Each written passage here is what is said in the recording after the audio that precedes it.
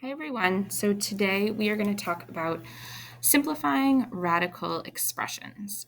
So before we get into anything with variables, I'd like to talk about simplifying with numbers first.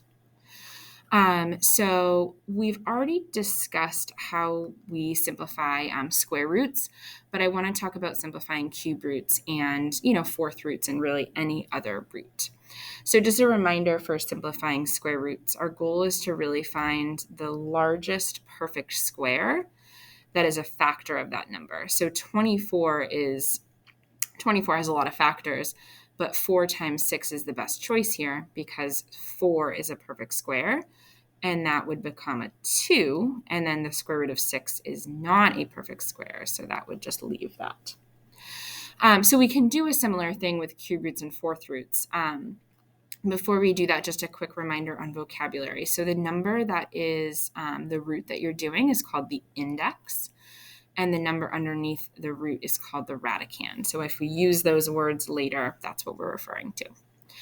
So for something like this, choosing factors of 4 and 6 are no longer helpful because 4 and 6 are not perfect cubes. So perfect cubes are numbers that come from cubing things. So 2 cubed is 8, 3 cubed is 27, and so on. So we are looking for these numbers to be factors of 24. So luckily for us, 8 is a factor of 24. This is 8 times 3. So that's going to be our choice of factors for 24. And then we can say the cube root of 8 is 2, but then the cube root of 3 would not be an integer, so we will leave it like that. We can do something similar for fourth roots. So if we want to think about what the powers of 4 would be, so let's see, 2 to the fourth is 16. 3 to the fourth, let's see, that's 9 times 9, so 81, and then so on. So we're looking to see if any of these numbers go into 32. So it looks like 16 does. So the fourth root, 4 is our index, and this would be 16 times 2. So fourth root of 16, if we look over here, is 2. So that guy becomes 2. And then the fourth root of 2 would not be an integer, so we'll leave it like that. All right, let's take a look at some negative radicands to talk about what happens there before we get into any variables. All right. Okay, so let's see what happens with negative numbers. So we've already dealt with this again earlier, but just as a reminder, the idea here is we are trying to almost kind of separate out this negative sign to write it as a -1. Because this result is going to be imaginary. So the -1, the square root of -1, that's your I. The square root of 4 is 2. And then again, the square root of 6 is not an integer, so we would leave it like that. So this would be 2I root 6. When we're dealing with negatives under cube roots or some other odd roots, we don't actually have a need for I here because -2 to the third power is -8. If I have an odd exponent or an odd index, then I can actually have negatives under that root. So this one would just be -2, and there's no need for I here.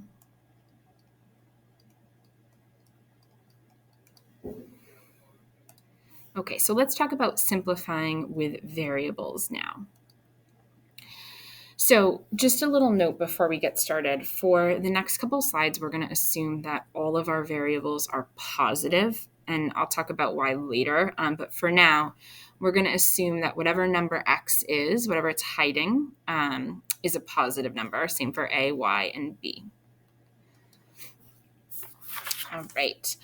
So our goal here, okay, this is an index of 2, is to look for a perfect square in x to the 6th. So in fact, x to the 6th is a perfect square. It's x to the 3rd squared, right? We did our exponent rules earlier. So if I have x to the 3rd squared, this exponent would be multiplied and become a 6. So if that's true, if x to the third squared is x to the 6th, then if I square root, the square root cancels with the squared, and I am just left with x to the third. You can think of this with exponent rules as well. So another way of thinking about this is saying x to the 6th, and then the square root of that would be x to the 6th over 2. Remember, the index goes in the denominator and the exponent goes in the numerator, and that fraction reduces to 3. So you can kind of think of it that way as well. All right, so this worked out nicely for us because 6 was an even number, and I could pretty easily write this separate. But what if your exponent is not an even number, so I can't write it as nicely as before? In that case, I'm going to have to break it down kind of like we did with the numbers. Let's just give ourselves a little bit of a guideline there. So here, I'm going to say, what's the biggest even number I could break this up into? So I'm going to say that this is a to the 18th times a.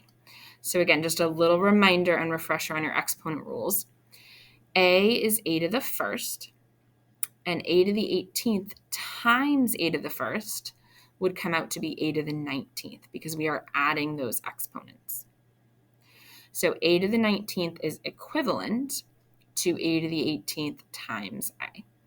So this is a good choice to break it down into because the square root of a to the 18th would just be a to the 9th, right? A to the 9th squared would be a to the 18th, and the square root that we're doing there would cancel. So I'm just left with a to the 9th.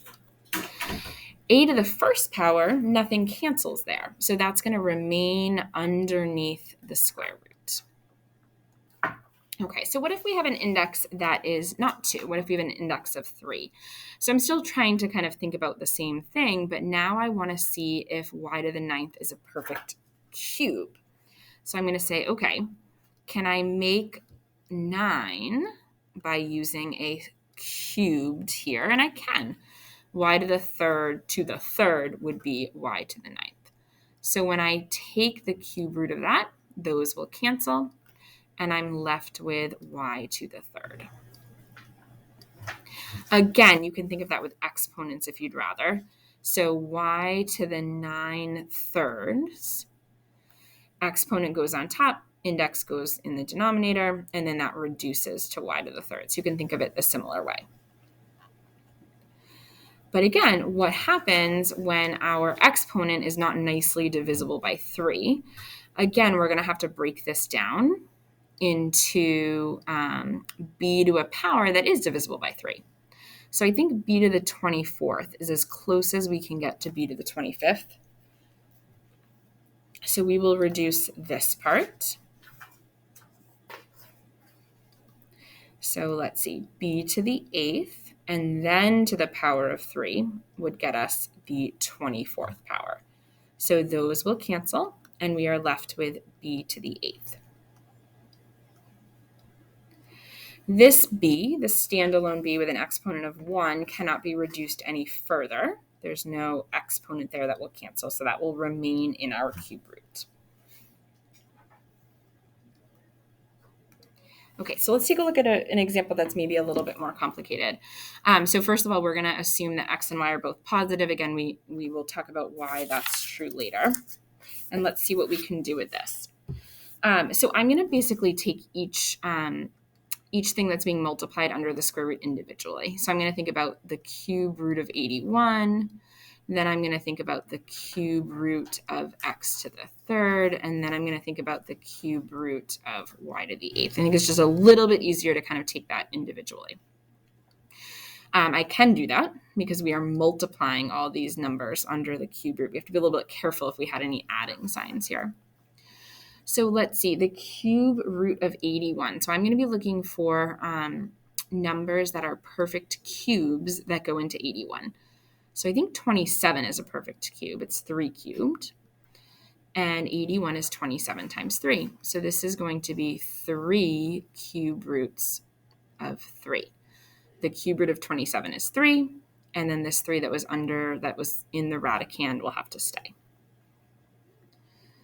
For this, the cube root and the x to the third cancel, so that is just x. And then down here, I don't think that this is going to be a perfect cube. It's y to the 8th. That's not a multiple of 3. So what we're going to do is look for a multiple of 3 exponent that's close. So how about 6? And then that would leave 2 y's left over, right? Y to the 6th times y squared would be y to the 8th. So this part can simplify nicely.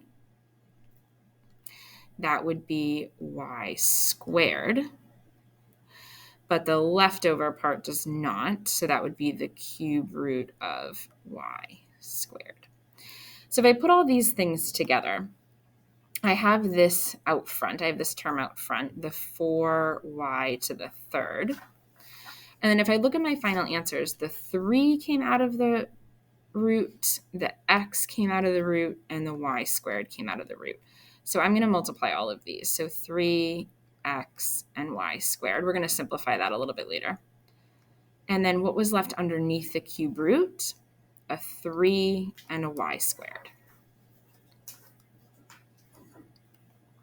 So let's just see if we can clean up the front a little bit. This is all multiplication. So how about we multiply 3 and 4 and get 12?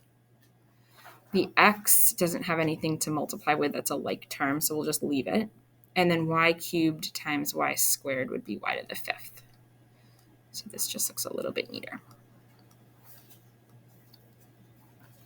So we basically broke down each part of what was in the radicand, so we could take the cube root of each one of those parts and then try to put them back together. All right, for this next one, again, we're telling you that we're dealing with positive values here, and we'll come back to what happens when those values are not positive in a little bit. But let's see if we can reduce this guy. So this is a 6th root. We have an index of 6. So I need to find a way to break up x to the 31st so that our exponent is a multiple of 6. So how about x to the 30th times an additional x would be x to the 31st. So this part reduces nicely. So x to the 30th is x to the 5th to the 6th. So those will cancel and you're left with just x to the 5th. This x that's still in the radicand is going to have to stay there. So your final answer should look like that. Okay, so let's do one more example before we talk about what happens when your variables are not positive. So say we are in exponent form and we're not in radical form. So examples like this where everything is kind of written in exponent form. So, this question is asking you to express your answer in simplest radical form. So at some point, we're going to have to switch this to a radical. So if I see this, I think the first thought I want you to have is to make sure that that exponent goes to both terms. So this is going to be 3,125 to the 3/5, and it's going to be times x to the third to the 3/5. So let's see what that means. So if I think about this number in radical form, that's going to be the 5th root, right? The denominator is the index of 3,125 to the 3rd power. These exponents can multiply. 3 times 3/5 would be 9/5. So let's think about this part first. So I don't know what 3,125 is to the 3rd power. That seems like a really large number. I think it would be a lot easier to do the 5th root of 3,125 before I cube it. So if I find the 5th root of 3,125, a calculator will definitely be helpful in that case. That's 5. 5 to the 5th is 3,125. So this part, just right here, becomes 5. And it still has an exponent of 3 on it. so 5 to the third. And then we still have our x to the 9/5. All right, let's keep going with the 5 to the third. That's 125. And then let's change our variable into radical form. So that is going to be the 5th root of x to the 9th. So this can be simplified a little bit further. I can definitely break up x to the 9th so that I have some reducing with a 5 index. So let's break that up into x to the 5th times x to the 4th, which will allow us to reduce this nicely to x. So we have 125, and then this right here becomes x, and then we still have the 5th root of x to the 4th.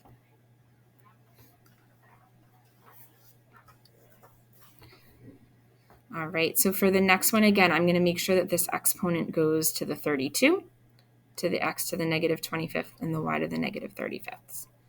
So I've got 32 to the negative 1/5, and then I've got this to the negative 1/5, and then I've got the y to the negative 1/5. All right, so let's deal with the number first. So 32 to the negative 1/5, there's a lot going on there. I'm going to write it over here. So negative exponent means a reciprocal. So I'm going to write this as 1 over 32 to the 1/5. 32 to the 1/5 is a 5th root of 32. Right? Exponent is on top, so technically that's a 32 to the 1st power. And then the 5 on the bottom makes a 5th root. And the 5th root of 32 is 2. So that becomes 1/2. For each exponent here, we will multiply those. So negative 25 times negative 1/5 is positive 5. And then same for this one, negative 35 times negative 1/5 is positive 7. And then I still have that 1/2 out front that I did before. Okay, so finally, why are we assuming all our variables are positive?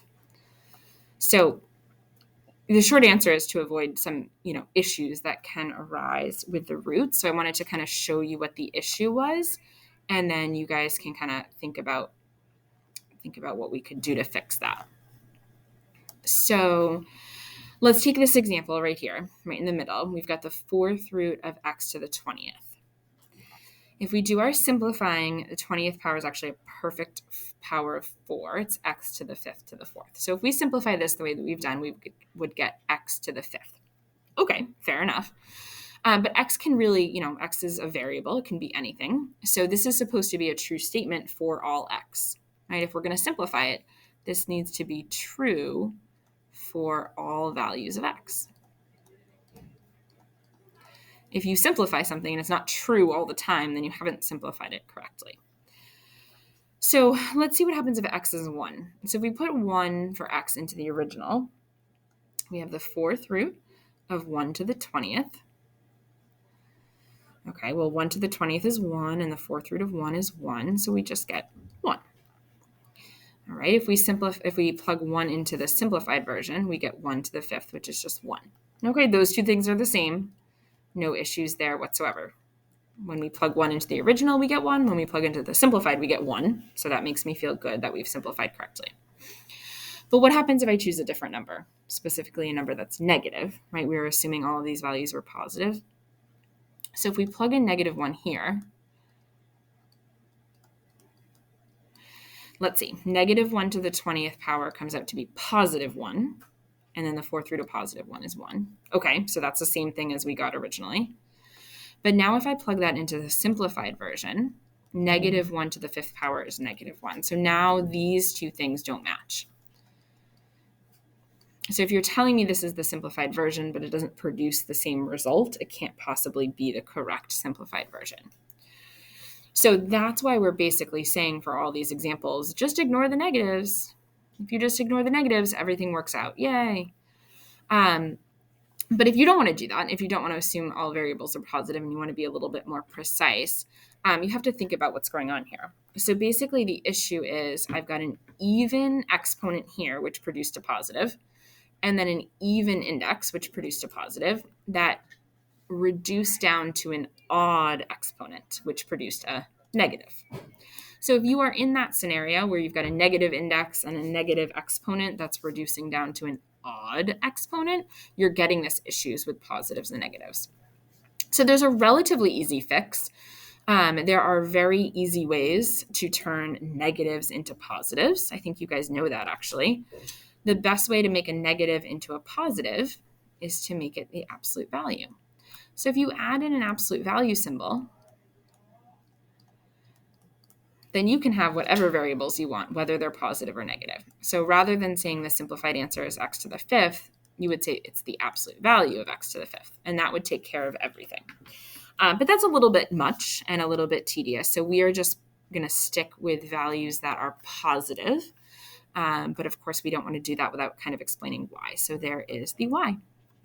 Thanks for listening.